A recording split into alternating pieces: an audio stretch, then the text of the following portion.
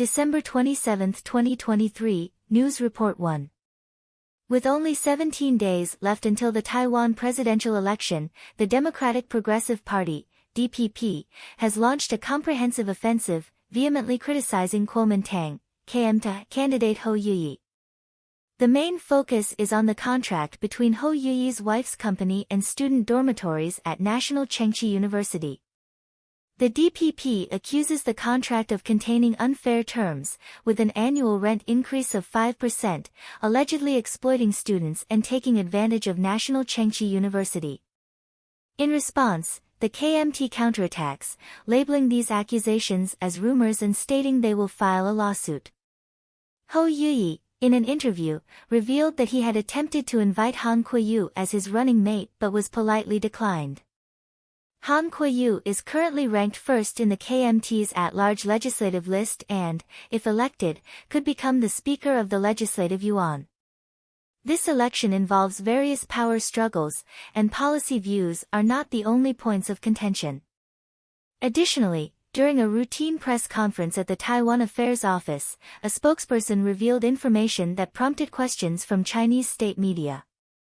They inquired whether Taiwan might use respiratory diseases as a reason to prohibit Taiwanese residents in China from returning to Taiwan to vote. However, Taiwan's Ministry of Health and Welfare promptly responded, stating that Taiwan has not implemented restrictive measures against travelers from China. The Taiwan Affairs Office spokesperson, Chen Binghua, expressed dissatisfaction, accusing the KMT of depriving Taiwanese residents in China of their voting rights. Since November 26, Taiwan has implemented targeted monitoring, encouraging travelers from China, Hong Kong, and Macau with flu symptoms to conduct self-tests, attracting attention. The cognitive warfare between the Chinese Communist Party and Taiwan in the elections is becoming increasingly intense, with no holds barred. The latest poll data shows that the support rate for the joint ticket of Wen and Lai is 33.3%, a 0.2% decrease from before, while the support rate for the Hozhou ticket is 26.5%, an increase of 1.3%. The gap between the Pan-Blue and Pan-Green coalitions is 6.3%. Kowoo's support rate is 23.2%, a 0.5% decrease, with a Pan-Blue and Pan-White coalition gap of 3.3%. Cross-analysis indicates that Ko-Wen-Je's support has declined by 9.1% among voters aged 25 to 29, 4.5% among those aged 30 to 34, and 6.8% among those aged 35 to 39. In contrast, Lai Ching-te's support has increased among young voters. According to a survey by the Liberty Times, the support rate for the Wen-Lai ticket is 38.7%, a slight 0.2% decrease. The Hozhou ticket has a support rate of 29.7%, an increase of 0.3%, and the Pan-Blue and Pan-Green gap is 9.9%. Kowoo's support rate is 16.6%, a 0.6% decrease, with a Pan-Blue and Pan-White gap of 13%. The election dynamics change daily, with significant fluctuations in the data, making the competition fierce. News Report 2. Data released by the National Bureau of Statistics on December 27 reveals that in November, profits of Chinese industrial enterprises increased by 29.5% year-on-year, marking a significant rise for the fourth consecutive month. On the cost side, the cost per 100 yuan increased from 80 yuan to 84.9 yuan, an increase of 0.16. Revenue was 80.8, a decrease of 5 yuan. Despite the increase in costs per 100 yuan of revenue, the exact source of the profit growth remains unclear. Interestingly, in November, inventory increased by 1.7, and accounts receivable increased by 8.1, with the receivables collection period extending to 63 days, an increase of 5 days. These data points are puzzling. In November, China's Producer Price Index, PPI, for industrial goods fell by 3%, marking the 14th consecutive month of decline. Retail sales of goods in November fell by 1.9% month-on-month, with a year-on-year decline of 1.9%. Considering that both the Consumer Price Index, CPI, and PPI are negative, retail sales are decreasing, inventories are increasing, costs are rising, and revenue is decreasing, there are concerns about the source of industrial enterprise profits. This contradictory data has raised doubts about the data released by the National Bureau of Statistics. News Report 3. People's Daily reports that the Supreme People's Procuratorate and the State Administration of Foreign Exchange, SAFE, jointly released a series of typical cases of foreign exchange transactions. These cases involve cross-border foreign exchange transactions and the conversion of RMB into foreign currency using virtual currencies, aiming to combat illegal market transactions and capital outflows. Officials from the Supreme People's Procuratorate emphasized that the use of virtual currencies for foreign exchange transactions is becoming increasingly serious, constituting a crime of illegal business operations and must be severely punished. However, the anonymity of virtual currency transactions increases the difficulty of investigation, especially in cases involving cross-border transactions. In response, the Supreme People's Procuratorate and SAFE plan to strengthen cooperation and take more powerful measures to combat illegal foreign exchange transactions. The report notes that while tracking virtual currency transactions is indeed challenging, it is not the only issue. The gradual reduction of virtual currencies in China is mainly due to the forced closure of mining farms, resulting in a decrease in the stock of virtual currencies. This reduction in virtual currency usage and stock in China has diminished its scale in capital outflows. Although issues such as matching transactions still exist in virtual currency trading, the joint announcement by the Supreme People's Procuratorate and SAFE demonstrates China's high priority on combating capital outflow issues and the determination to further crack down on illegal activities. News Report 4. Hong Kong's Sing Tao Daily reports that the Standing Committee of the National People's Congress convened a meeting in Beijing from December 25 to 29. It is expected that a new Minister of National Defense will be appointed during the meeting. Since October 24, when Li Shangfu resigned as Minister of National Defense, 2 months have passed. Currently, there are 2 popular candidates competing for the position of Minister of National Defense. The first is Liu Zhongli, the chief of the Joint Staff of the Central Military Commission. Liu Zhongli had a video call with the chairman of the U.S. Joint Chiefs of Staff, General Brown, on the 21st, signaling the restoration of communication between the military forces of the United States and China. Another candidate is Chao Qing-feng, the director of the Operations Bureau of the Joint Staff, who has already taken over the position vacated by Deputy Chief of Staff Jing Jianfeng. However, Jing Jianfeng has not yet been appointed to a new position. If Jing Jianfeng is appointed as Chief of the General Staff, Liu Zhongli is expected to become the new Minister of National Defense. Another candidate is former Navy Commander Dong Jun, Navy Chief of Staff Hu Zhongming has taken over as Navy Commander, but Dong Jun has not yet obtained a new position. Dong Jun and Liu Zhongli have similar conditions, both being 62-year-old Central Committee members. Dong Jun served as Navy Commander for over 2 years and currently has no confirmed new position. The undetermined positions of these 2 candidates have attracted attention, as the appointment of the Minister of National Defense will have a profound impact on China's defense system. News Report 5. Hong Kong Radio reports, data released by the Hong Kong Rating and Valuation Department on December 27 shows that the residential retail market in Hong Kong continued to decline in November.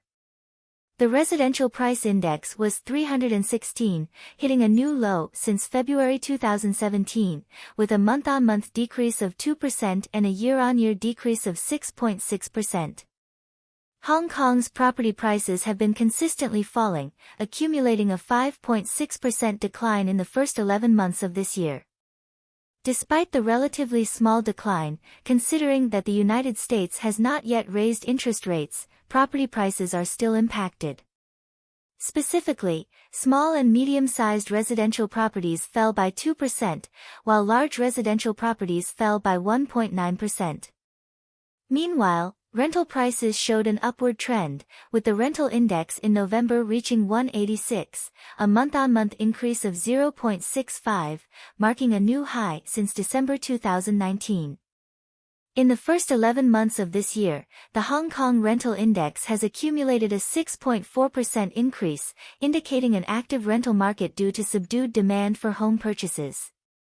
The report highlights the continued downturn in the Hong Kong property market, specifically mentioning the Sha Tin City 1 complex in the New Territories. In December, a 30-square-meter two-bedroom unit was sold for $3.88 million, resulting in a loss of $1.32 million for the owner who purchased the property in 2021, reflecting a 25% depreciation within 2 years, showcasing the current challenges in the Hong Kong property market. News Report 6. Voice of America reports, Zambia's Minister of Foreign Affairs, Kakuba, resigned on December 26 due to controversy surrounding his dealings with a Chinese businessman. Video footage on social media shows Kakuba and the Chinese businessman counting cash on a table, sparking public concern. Photos also reveal that in July of last year, Kakuba signed for a $100,000 payment from a Chinese mining company. Kakuba admitted to the business dealings between his private family enterprise and Chinese companies. Mining holds a crucial position in Zambia's economy, with over 600 Chinese companies investing more than $3 billion in the country. This incident highlights the presence of a culture of corruption, raising concerns and disapproval within society, despite China's significant investments in Zambia's economic backbone. The economic support from Chinese businesses is juxtaposed against the backdrop of growing discontent due to corrupt practices. News Report 7. TASS reports, on December 27, Russian Deputy Prime Minister Novak announced that Russia has successfully circumvented Western sanctions on its oil.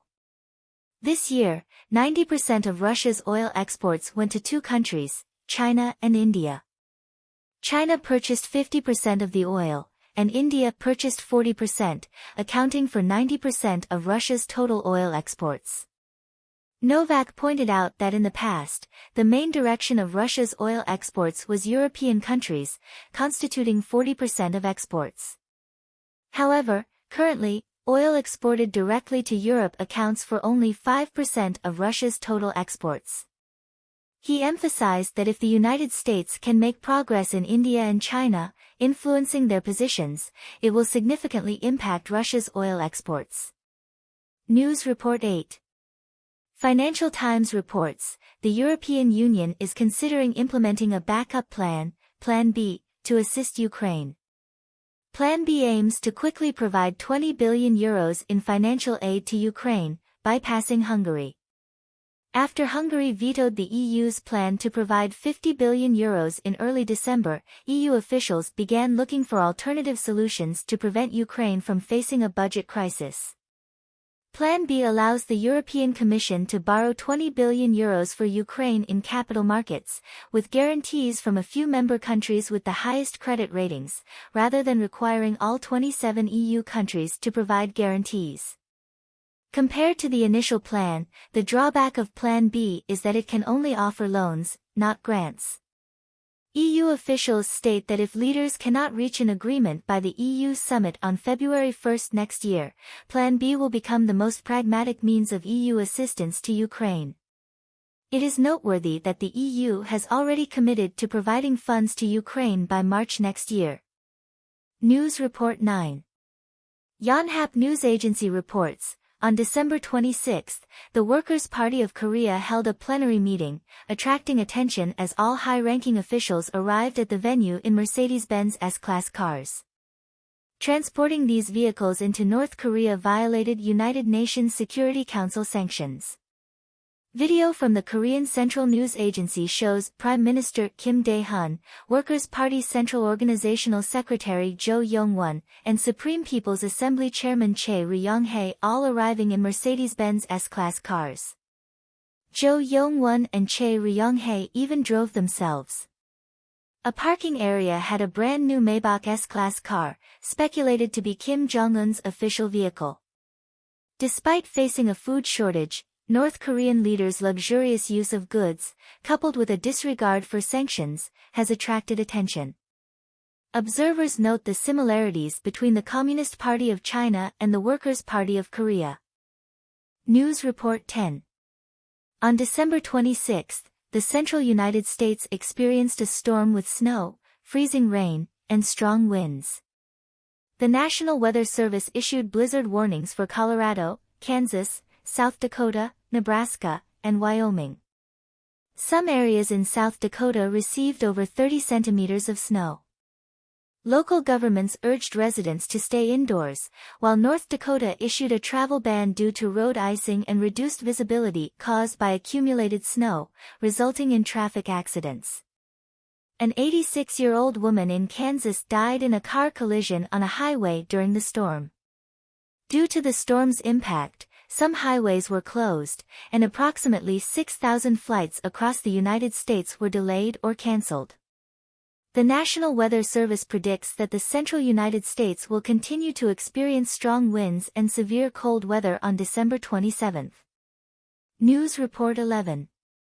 On December 26, Shin Chunyao, the director of the Legislative Affairs Commission of the National People's Congress Standing Committee, submitted a report to the Standing Committee on the legality of a comprehensive ban on fireworks. He stated that a comprehensive ban on fireworks is no longer legal, urging local authorities to revise related regulations promptly. Shin Chunyao pointed out that some citizens and businesses had submitted local regulations prohibiting the sale of fireworks for review by the National People's Congress Legislative Affairs Commission.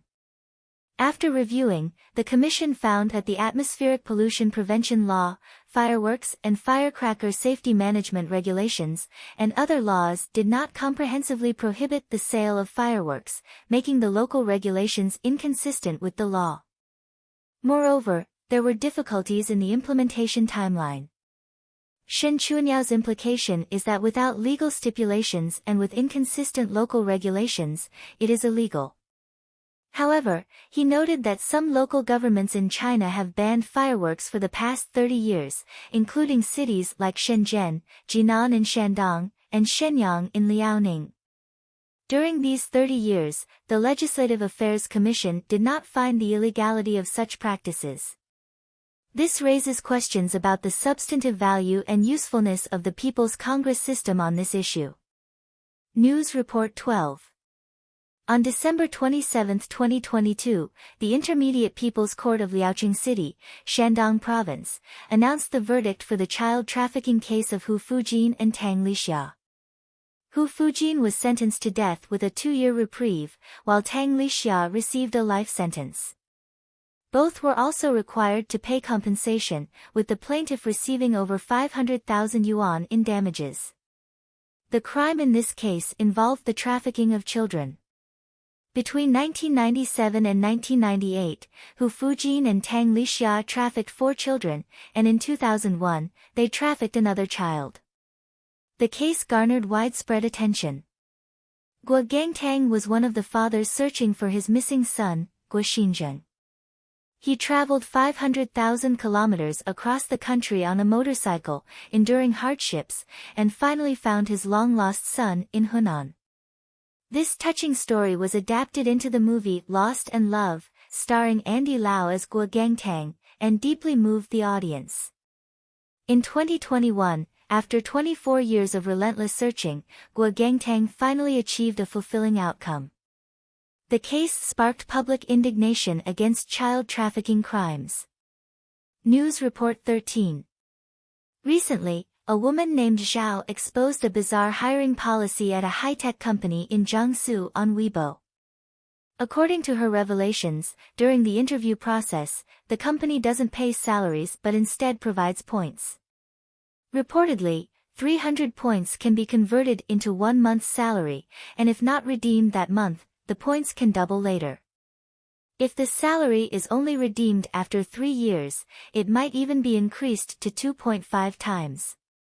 Zhao stated that the company's management claimed to be an innovative enterprise, hence adopting methods like distributing points for financing in the initial stages. She finds this unconventional employment policy incomprehensible and described the company as having no moral bottom line.